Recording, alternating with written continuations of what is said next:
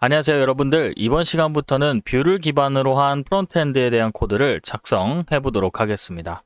자, 우선 프로젝트에 해당하는 터미널로 넘어왔습니다. 여기서 프론트엔드를 작성하기 위해서 npm create를 통해서 뷰를 생성해 주도록 하겠습니다. latest라고 작성해 주도록 하고요.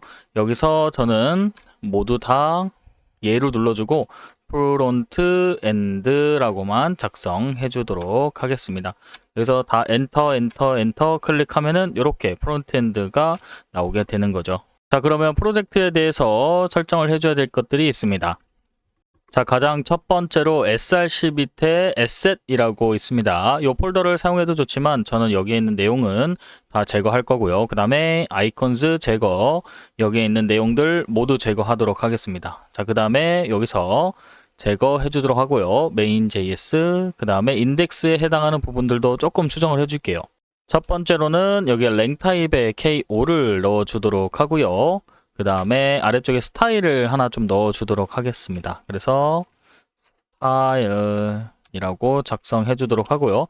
바디에 해당하는 값에 줄 건데 바디, 그 다음에 여기는 마진을 0값으로 주도록 하고요. 폰트 패밀리는 제가 가지고 오도록 하겠습니다. 폰트 패밀리 값은 이렇게 작성해 주면 되고요. 그 다음에 백그라운드 컬러 값을 작성해 줄 건데 여기서 F0, F2, F5로 작성해 주도록 하겠습니다. 자, 그 다음에는 main.js로 넘어가도록 할 거고요. main.js는 그대로, 그 다음에 app.view에서는 여기서 전체적인 거 삭제하고 저는 뷰에 해당하는 셋업 부분을 가지고 오도록 하겠습니다. 이 상태에서 랭스 부분을 제거해 주고요. 그 다음에 스코프드 말고 스타일 부분을 그냥 직접적으로 정의해 줄 거기 때문에 이렇게 해주고 여기 임포트를 해주도록 하겠습니다. 프로젝트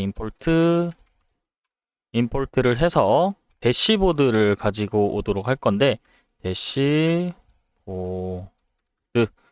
여기서 컴포넌트에 해당하는 부분에서 가지고 올 거기 때문에 대시보드에 뷰를 임포트 시켜 주도록 하고요. 이렇게 만들어 주도록 하겠습니다.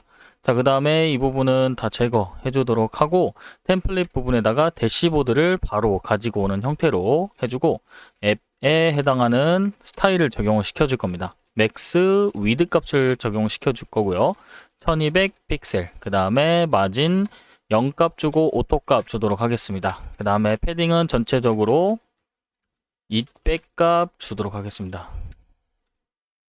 패딩은 20 픽셀 주도록 할게요. 그 다음에는 대시보드에 대한 부분들이 필요하겠죠. 대시보드는 기본 템플릿만 구조를 잡아보도록 하겠습니다.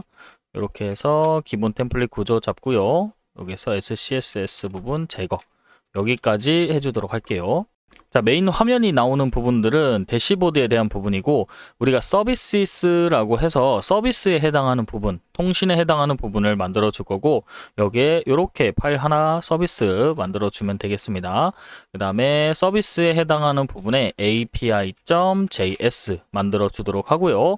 여기에는 임포트를 통해서 axios를 가지고 올 겁니다. 그 다음에 const를 통해서 api라고 정의해 주고 axios의 create를 동작시켜 줄 겁니다. 그 다음에 export 디폴트 통해서 API를 내보내 주고요. 여기에 대한 URL 값을 이제 정의해 줘야겠죠. 저희는 당장은 로컬 호스트이기 때문에 여기다가 로컬 호스트, 그 다음에 3002, 그 다음에 API, 그 다음에 센서 이렇게 해주도록 하고 타임아웃은 5000을 줘서 5초로 해주도록 하겠습니다. 이게 백엔드 주소, 향후에는 센서에 대한 부분들이 수정이 될 거기 때문에 일단 이렇게만 해서 하나만 받아보도록 하겠습니다. 자, 다음은 서비스의 소켓에 해당하는 부분을 추가해 주도록 할 거고요. socket.js라고 입력을 해주고 임포트를 통해서 IO를 가지고 올 겁니다. IO는 소켓의 클라이언트에서 가지고 올 거고요. const를 통해서 소켓 정의해주고 IO에 해당하는 부분, 그 다음에 안쪽에는 로컬 호스트가 적힐 겁니다. 이렇게 3000이라고 작성해 주도록 하고요. 그 다음에는 여기서 트랜스포트에 해당하는 부분, 트랜스포트 해당하는 부분은 웹소켓으로 작성해주고, 오토 커넥트, 오토 커넥은 저는 true 값으로 주도록 하겠습니다. 이렇게 true 값으로 주도록 하고요. 그 다음에 export 디폴트 소켓을 내보내 주도록 하겠습니다. 줄간격 이렇게까지 해서 맞춰 주도록 하고요. 자, 그럼 간단하게 설명해 드리도록 하겠습니다. 앱점 뷰를 처음 시점으로 가고 그 다음에 대시보드의 형태로 접속을 하게 됩니다. 그럼 여기에 대시보드라고 해서 기본적으로 실행을 시켜 볼 거고, 그 다음에 이제 우리가 사용할 것은 서비스의 두 부분인데, API는 백엔드에서 불러오는 부분과 소켓은 소켓 서버를 통해서 실시간 데이터를 반영받는 곳입니다. 자, 그래서 제어를 할 때는 API를 사용할 거고요. 소켓 서버로 실시간 데이터를 받을 때는 소켓으로 사용을 할 겁니다. 자, 그러면 프론트엔드 실행시켜 보도록 할게요. npm run dev를 통해서 프론트엔드가 실행이 돼야 되는데, npm i를 통해서 일단은 import 먼저 해주도록 하겠습니다. 자, 근데 추가적인 작업이 필요합니다. 여기서 우리가 import를 해야 되는데 소켓에 해당하는 부분을 가지고 와야 되고 axios도 가지고 와야 됩니다. 자, 그러면 여기서 axios를 import 해주도록 하고, 그 다음에 socket.io 클라이언트 이렇게 해서 가지고 오도록 합니다. 자, 그 다음에 하나 더 view chart.js 요거까지 진행해 주도록 할게요. 이 부분에 오타가 있었습니다. 이렇게 해서 모두 다 설치해 주도록 합니다. 그럼 하나 더 임포트 해줄 거고 chart.js 요거까지 해서 실제로 차트까지 나중에 표출할 겁니다.